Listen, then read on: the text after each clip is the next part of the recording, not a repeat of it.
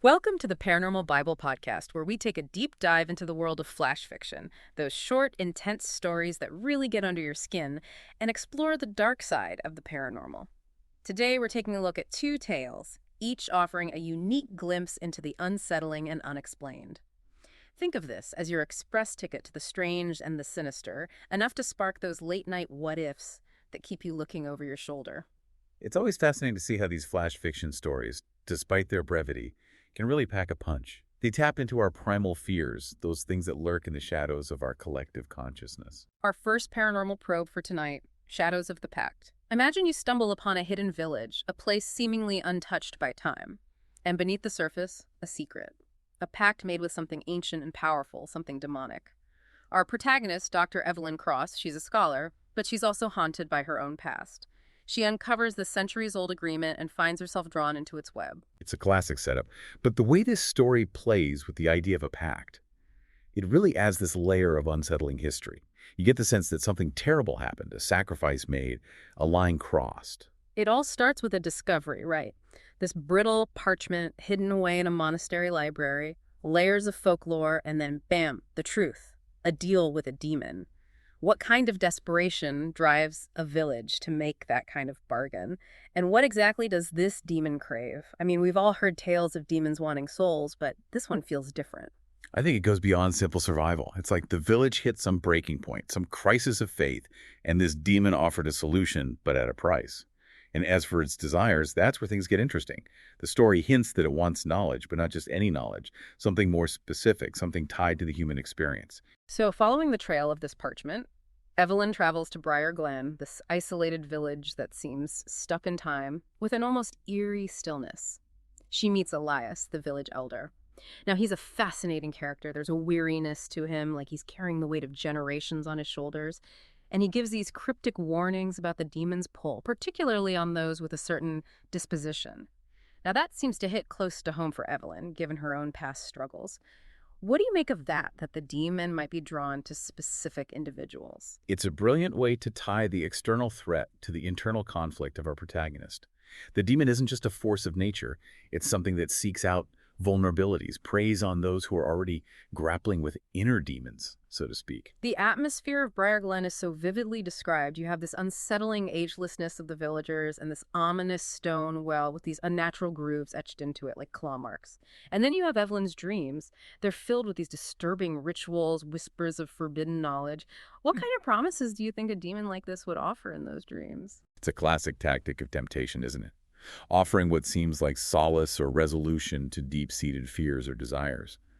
But it's twisted, corrupted, because it comes from a source that thrives on darkness. But then comes this really interesting twist.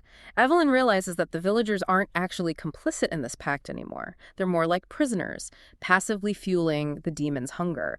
And there's this shared desire between her and Elias to break this ancient hold. He mentions a weapon they've been using against the demon, these crumbling ledgers filled with generations of observations. And there's something about Evelyn that the demon finds particularly intriguing, some unique ability. What do you think that could be? It's like they've been engaged in this quiet war for centuries, trying to understand the demon, predict its moves. The ledgers represent their attempt to fight back with knowledge. And Evelyn, perhaps it's her analytical mind, her ability to connect the dots that the demon sees as a potential threat, or maybe even a worthy adversary. And then we get into the specifics of this demon. It wasn't summoned, it was bound. Its true craving, not just knowledge, but mortal creativity. We see how its influence twisted the village's attempts at progress into these horrific failures. Then there's Evelyn's confrontation at the well. She discovers the demon's real goal, not just acquiring knowledge, but finding a challenge. What kind of demon seeks out an intellectual equal? It's a fascinating concept, right? This idea of a demon with vanity. It suggests a certain level of self-awareness, perhaps even boredom with its own power. It wants to be challenged, tested. And just when you think things can't get any worse, the demon demands a sacrifice. It chooses Alara, a young woman from the village. Evelyn impulsively offers to take her place. But then there's a glimmer of hope. They uncover the possibility of binding the demon to an object instead of a living soul. What kind of object could contain such a powerful entity? The object would need to be more than just a container. It would need to be something capable of holding, of binding the demon's essence. Perhaps an object imbued with a powerful emotion, something that resonates with a force opposite to the demon's nature. That leads to this desperate search through village records. They discover that the sacrifices weren't just about death, they were about the emotions tied to those deaths. They identify an ancient brooch, something passed down through generations, infused with love and joy. They find this chillingly simple ritual, but there's a catch. For it to work, Evelyn has to offer herself as the initial sacrifice. What do you think the demon wants from her in that moment? How does she plan to use that against him? The demon likely craves her understanding, her knowledge of the pact and his weaknesses. It's like a final test, a challenge to see if she can truly outsmart him. And her plan, it seems, is to offer that knowledge, to draw him in, but in a way that ultimately traps him within the brooch. The climax at the well is intense. Evelyn sacrifices herself, the demon's essence is pulled into the brooch, but there's a price. Evelyn's mind is left empty. Elias reveals that the pact still binds them, but without the demon's active influence, they can start to heal. And then, this beautiful but heartbreaking moment. Alara, she sings a lullaby, a song of hope, a melody that reaches through the void in Evelyn's mind. It's a bittersweet victory, a reminder that even when you defeat darkness, there are scars. But that lullaby, it's a symbol of resilience, of the enduring power of human connection. Our second paranormal probe takes us to a different setting, Montreal, with the Cost of Saints.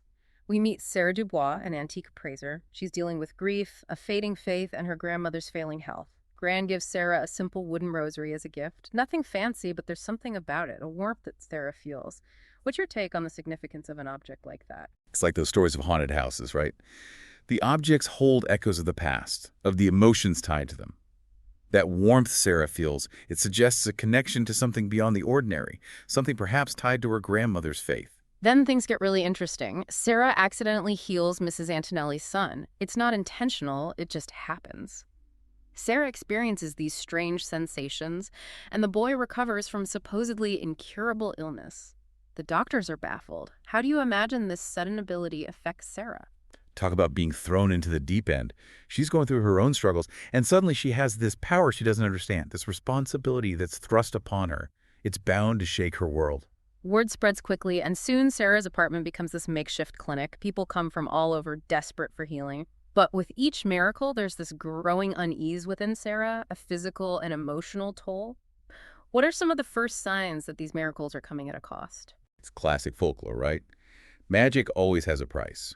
The nausea, the exhaustion, the nightmares, those are all signs that something is being taken from Sarah in exchange for these healings. The media dubs her the miracle worker of Montreal, but the attention feels more like a burden than a blessing. Then we meet this unsettling character, Etienne Moreau. He's a collector obsessed with the rare and the extraordinary, and he takes a particular interest in Sarah and the rosary. What do you think draws someone like that to a situation like this? Moreau represents that darker side of human nature, the desire to possess and control the extraordinary. He sees Sarah and the rosary as commodities, completely disregarding the potential danger. He's a predator, looking to exploit a power he doesn't understand. Sarah seeks guidance from the church, but she's met with skepticism and even hostility.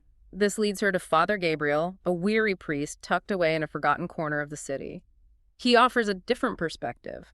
What do you think his initial reaction is to Sarah's story? Father Gabriel, I think he represents the voice of experience, the wisdom that comes from grappling with the darker aspects of faith. He's probably seen enough to know that not all miracles are divine, that there are forces at play that we don't fully comprehend. Father Gabriel asks a crucial question. Where did the rosary come from? That sets them on a path of investigation, digging through the archives of St. Michael's. They uncover this pattern. Wherever the rosary appears, a miracle is followed by tragedy. What kind of historical details might they find that reveal the true nature of the rosary? You might find stories of sudden healings followed by freak accidents, or perhaps people who were cured but then suffered some other terrible fate. The pattern itself suggests a dark connection, a price that always follows the miracle. Sarah's nightmares intensify. She sees flashes of the rosary's past, a dying monk, beads stained with blood. Then comes Simone. Her story confirms their suspicions. Her son was healed, but now he's rapidly aging. The truth is terrifying. Healing for decay, a transfer of life force. It's a horrifying revelation, isn't it? This idea that you're not actually curing someone, you're just shifting the burden, stealing from one life to give to another. Father Gabriel warned Sarah, "We were not meant to play God." And Sarah, in her desperation, she asks, "Then who was?" Her bitterness grows. She even loses her fear of Moreau, who is now obsessed with acquiring the rosary.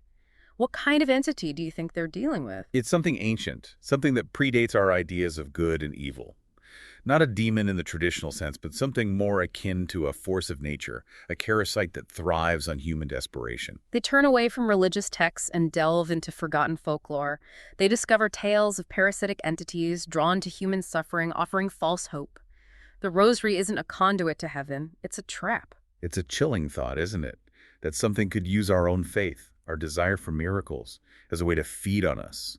Sarah decides to become the bait. She'll offer one final grand healing at the crumbling Cathedral of St. Catherine. Etienne unknowingly helps spread the word, thinking this is his chance to steal the rosary. What are the dangers of this plan? She's walking a tightrope. She's essentially inviting this entity to a feast, with herself as the main course. The danger is that she might not be able to control it and that her attempt to trap it could backfire. The night arrives, and the cathedral is packed with desperate people.